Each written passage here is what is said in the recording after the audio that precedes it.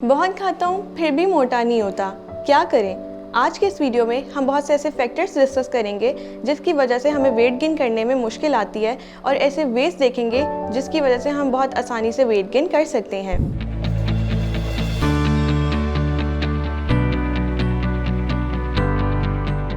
I am consultant dietitian Zeba Abid. I am taking consultancy at Medix Hospital and Mid City Hospital Lahore. मेरे पास ऐसे बहुत से patients आते हैं जिन्हें सिर्फ यही शिकायत होती है कि उनका वेट गेन नहीं हो रहा, उनका वेट स्टक हो गया है। तो हम देखते हैं कि कौन सी ऐसी रीजंस हैं, कौन से ऐसे फैक्टर्स हैं जिनकी वजह से हमारा वेट गेन नहीं होता। सबसे पहले जेनेटिक्स। तो कुछ लोगों में ऐसा जेनेटिक मेकअप जनरेट होता है जिनमें उनकी एपेटाइट रेगुलेशन, मेटाबॉलिज्म रेट और फैट स्टोरेज ऐसे होती चली जाती है। ये उन्हें उनकी फैमिली हिस्ट्री से मिलता है। तो ऐसे लोग जिनका फास्टर मेटाबॉलिज्म होता है और वो भी जेनेटिक फैक्टर की वजह से होता है, तो उन्हें वेट गेन करने में थोड़ी सी मुश्किल आती है, चैलेंजिंग होता है उनके लिए थोड़ा। फिर वो हम लाइफस्टाइल मॉडिफिकेशन के थ्रू चेंज करते हैं। Next, medication. तो कुछ लोग रेगुलर रूटीन में ही अपनी ऐसी मेडिकेशंस ले रहे होते हैं जैसे कि स्ट्रेस या एंग्जाइटी की मेडिसिन या फिर आपकी गैस्ट्रोइंटेस्टिनल डिसऑर्डर से रिलेटेड मेडिसिन। तो ऐसी मेडिसिन आपके एपेटाइट को सप्रेस कर देती है, आपको भूख नहीं लगती और वेट गेन नहीं होता। तो ऐसी मेडिसिन का आपने इस्तेमाल कम से कम करना है। Next, hormonal imbalances.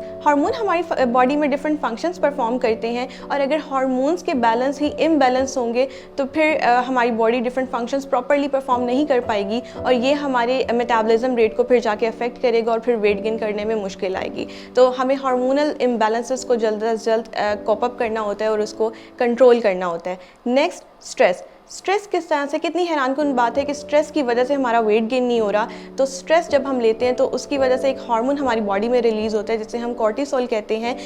इस कॉर्टिसोल के रिलीज़ होने की वजह से हमारा एपेटाइट लो हो जाता है, सप्रेस हो जाता है और हमें वेट गेन करने में मुश्किल आती है। Next, diet imbalances. डाइट भी बहुत इंपॉर्टेंट रोल प्ले करती है। जब हमारी डाइट इम्बैलेंस होगी, कुछ लोगों की डाइट इतनी इम्बैलेंस होती है, बैलेंस डाइट नहीं ले रहे होते, कोई न्यूट्रिएंट डेफिशिएंसी होती है जिसकी वजह से वेट गेन नहीं हो रहा होता। नेक्स्ट, हम ये देखेंगे कि ऐसे कौन से वेज हैं, ऐसी कौन सी स्ट्रेटेजीज हैं जिनकी वजह से हमें वेट गेन करने में आसानी आती है। सबसे पहले, adequate calorie intake. Adequate calorie intake का हमें बहुत ख्याल रखना पड़ता है। हमें इतनी कैलोरीज इनटेक करनी होती है जो कि हमारी बॉडी स्टेटस के अकॉर्डिंगली हो ताकि हमें वेट गेन करने में आसानी हो। Next, nutrient dense food. हमने ऐसे फूड्स अपनी डाइट में चूज़ करने हैं जो कि न्यूट्रिएंट डेंस हो रादर देन कैलोरी डेंस। जैसे कि डेट्स, सीड्स और नट्स, हम ऐसे फूड्स कंज्यूम कर सकते हैं अपनी डेली रूटीन में rather than burgers and French fries जो कि हाई कैलोरी इनटेक हो।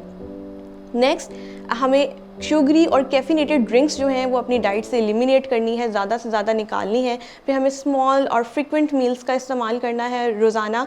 फिर हमें रेजिस्टेंस ट्रेनिंग एक्सरसाइजेस करनी है, ऐसी एक्सरसाइजेस जो कि वेट बेयरिंग होती है। ऐसी एक्सरसाइजेस हमारे मसल बिल्डअप करती है, हमें ज़्यादा भूख लगती है, हमें ज़्यादा कैलोरी इनटेक लेनी पड़ती है और ज़्यादा जल्दी हम वेट गेन कर सकते हैं। अगर आपकी वीडियो रिलेटेड कोई भी क्वेरी है so you can freely ask in comment section. और अगर आप हेल्थ रिलेटेड किसी भी किस्म की ऑनलाइन या फिजिकल कंसल्टेशन चाहते हैं तो आप मरहम की ऐप के थ्रू मुझसे रब्ता कर सकते हैं।